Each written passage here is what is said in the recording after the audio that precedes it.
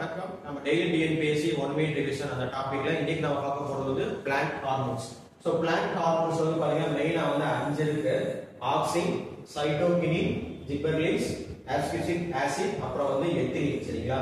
இந்த auxin, cytokinin, ஜிபெர்லின்ஸ் இது வந்து பாத்தீங்கன்னா promote plant growth. So plant growthோட வளர்ச்சிக்கு வந்து இது ஹெல்ப் பண்ணும்.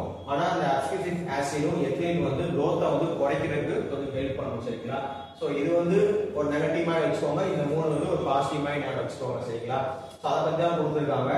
Auxin, cytokinin, gibberellins promote plant growth while ascorbic acid ADA ethylene inhibit plant growth. So இந்த டயக்ராம்ல பாருங்க, auxin gravitropism of fruit auxin கொடுத்திருக்காங்க. அப்புறம் growth of young fruits வந்து cytokinins, induction of fruit ripening வந்து ethylene. சோ fruit ripen காரக்கு எந்த plant hormone தேவைப்படும் கேட்பாங்க.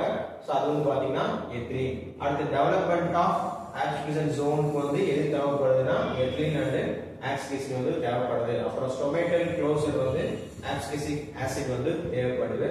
அப்புறம் கண்ட்ரோல் ஆஃப் செல் டிவிஷன் வந்து சைட்டோகினின்ஸ் அண்ட் கிபெர்லிக் ஆசிட் வந்து தேவைப்படுது.